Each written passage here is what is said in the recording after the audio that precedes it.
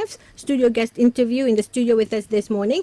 Now, Dr. Peter Baofu is the author of 109 new theories in 136 scholarly books as of March 31st this year, and numerous articles to provide a visionary challenge to conventional wisdom in all fields of knowledge, that is the social sciences, formal sciences, natural sciences, and the humanities, with the aim for his unified theories of everything, together with numerous visions of future history in relation to the mind, nature, society, and culture. So let's just welcome him to the show. Hello, hi, and good morning, Doctor.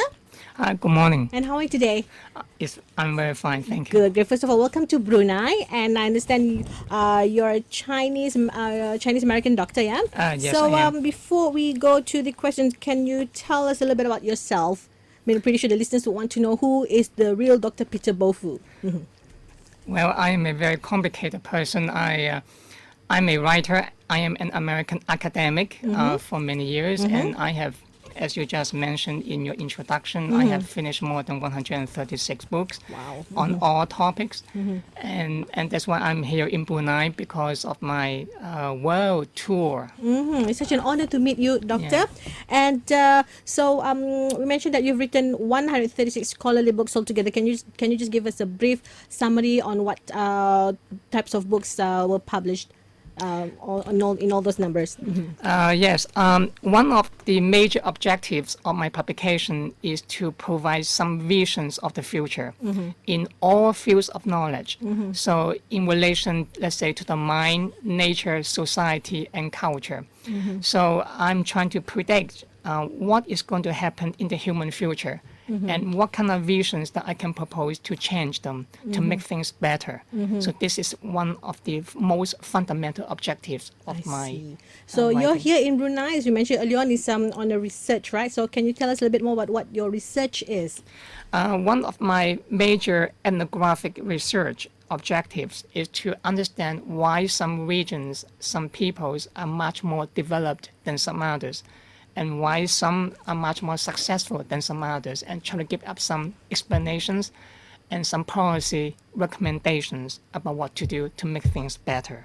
I see. So you mentioned you were on a world tour. So which countries have you been to before Brunei? Oh, I have been in more than 83 Wow, or 84 you were very different well countries traveled. around the world, Around not the world. just in one region. And that's why I said there is a major focus in terms of understand the whole humanity, not just one people, one group, one race, one gender, but in all of them. That's why my publications are so massive and so important, because it attacks some of the most fundamental issues about humanity. Yeah, so far, I'm pretty sure you've been everywhere, traveled to, like we mentioned earlier, like more than 80 countries. What have been your most memorable experience? I have a lot of very memorable experiences. I also have some not quite so pleasant experiences, but what I have learned is that in each country, in each culture, there are always something good about that country and the culture, and there's always something bad about it. And I'm not that kind of person. And by the way, a lot of people in the U.S. like to think about this. They used to think that, oh, so and so and so, America is the best about this and this. I try to think in terms of what each country, each people, each culture can teach us about something in terms of whatever that they do. And in that sense, I think that each country is very memorable in many ways, but also not so memorable in some other ways. So not to be biased, which country has been your most favorite place to visit? I think that I like all of them, but in different ways, not in the same way. One country only.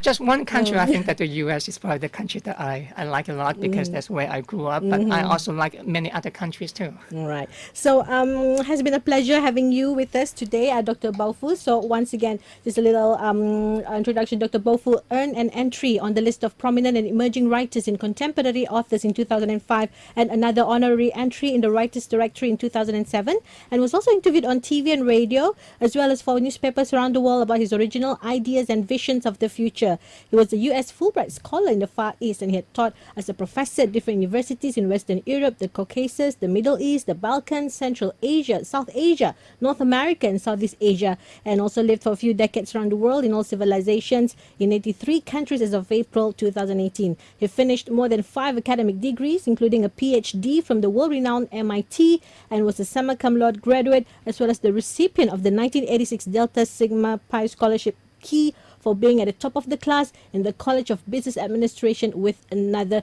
student. Wow, I'm very, very impressed. Really, really an honor to meet you today, Dr. Peter. And we wish you all the best. Good luck in your future publications. And thank you for inviting me. I wish you all the best as well.